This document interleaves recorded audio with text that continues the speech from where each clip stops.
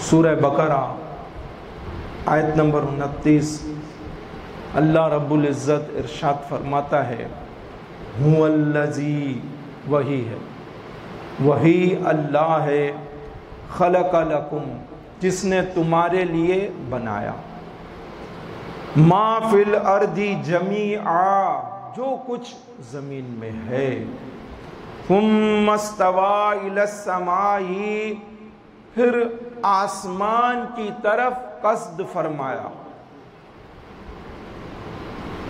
فسواہن سبع سماوات، تو ٹھیک 7 آسمان بنائے، وَهُوَ بِكُلِّ شَيْءٍ عَلِيمٌ، وہ سب کچھ جانتا ہے۔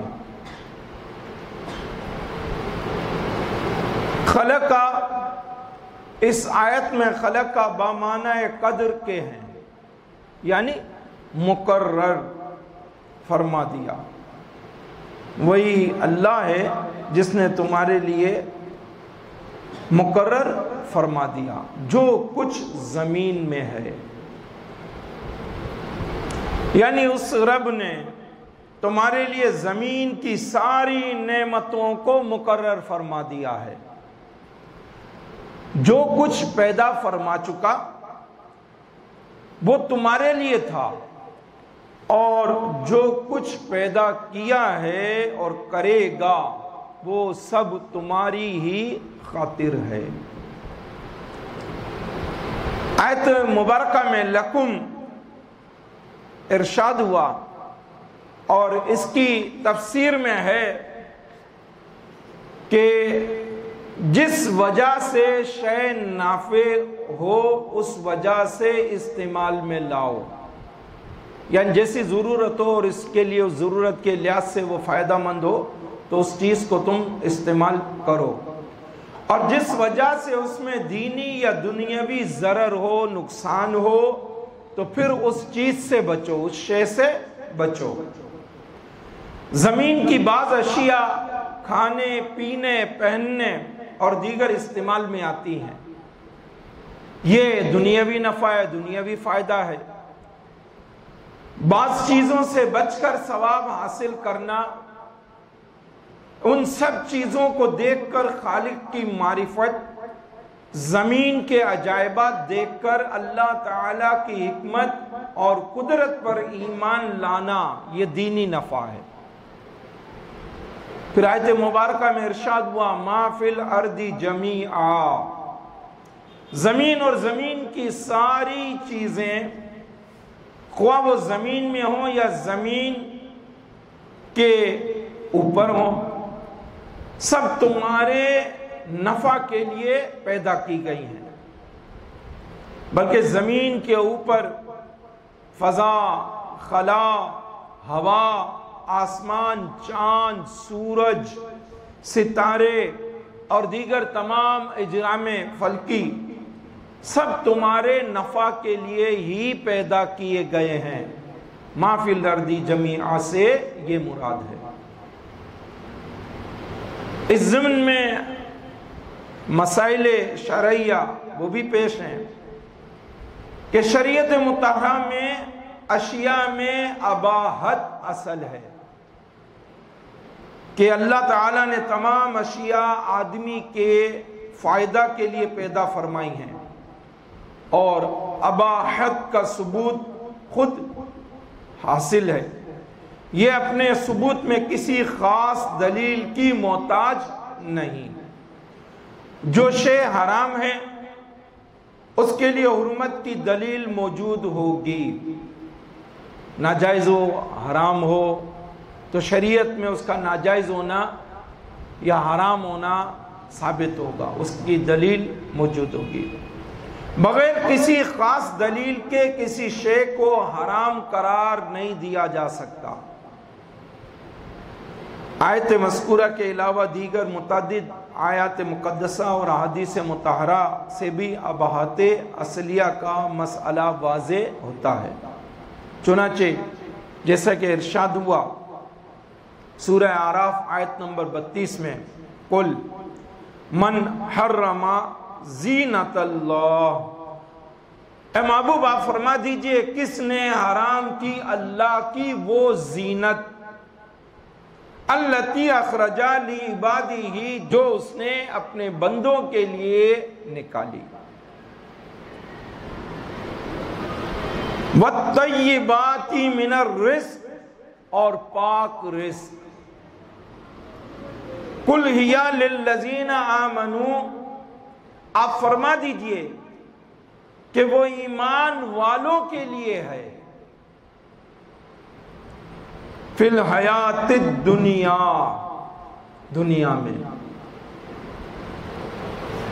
خالصتاً یوم القیامہ اور قیامت میں تو خاص انہی کے لیے یعنی ان ایمان والوں کے لیے ہے۔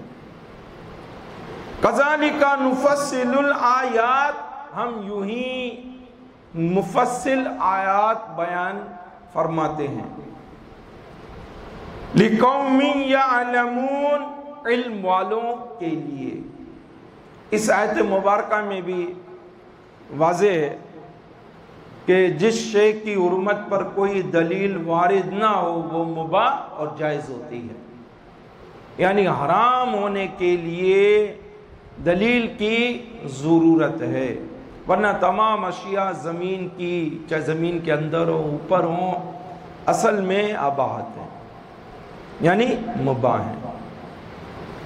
اسی طرح صحیح حدیث مبارکہ میں روایت حضرت سلمان فارسی رضی اللہ تعالیٰ عنہ اس کے راوی ہیں، محبوب کریم علیہ الصلوۃ والسلام نے ارشاد فرمایا الحلال ما احل اللہ فی کتابہ، حلال وہ ہے جسے اللہ نے اپنی کتاب میں قرآن مجید فرقان حمید میں حلال ٹھہرایا ہے، والحرام ما حرم اللہ فی کتابہ اور حرام وہ ہے جسے اللہ نے اپنی کتاب قرآن مجید میں حرام قرار دیا ہے، وما سکت عن اور جس کے بارے میں کوئی حکم وارد نہیں ہوا،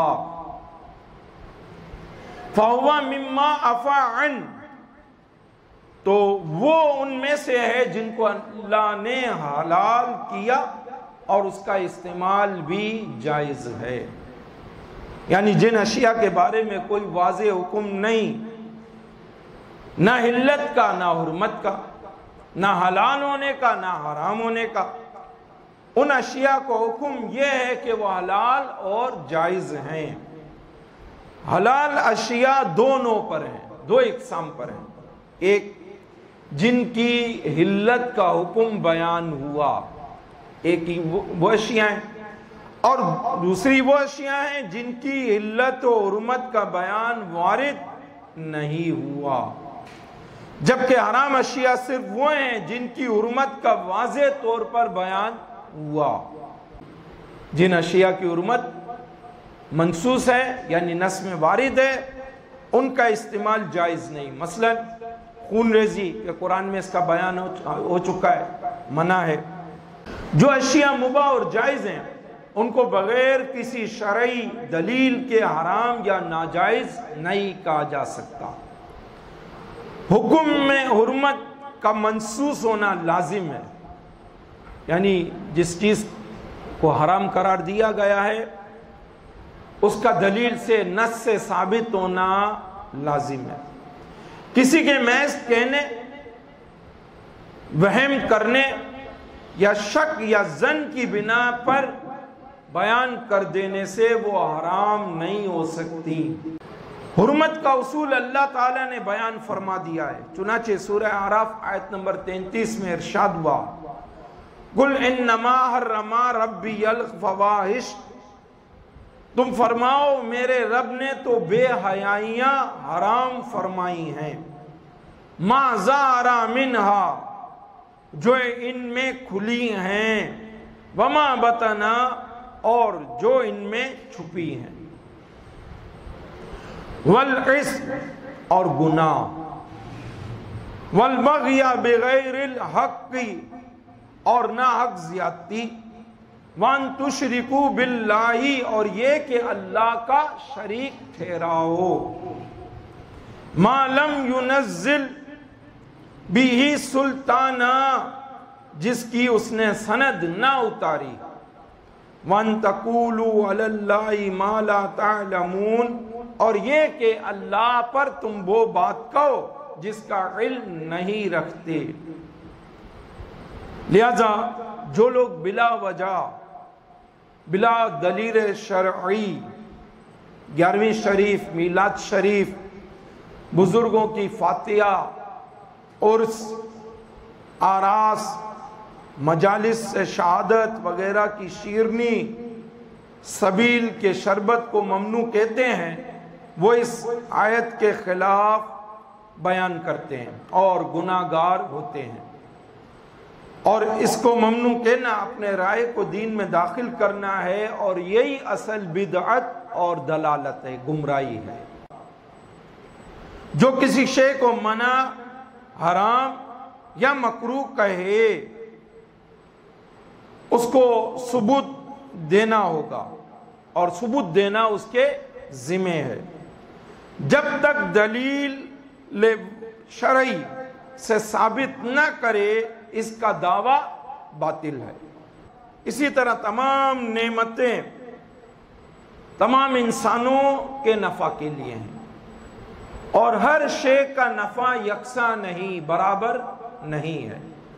बाज़ अशिया खाने के काम आती हैं, बाज़ पीने के, बाज़ पहनने के, बाज़ दीगर इस्तेमाल के। हर शे का नफा अलग अलग है।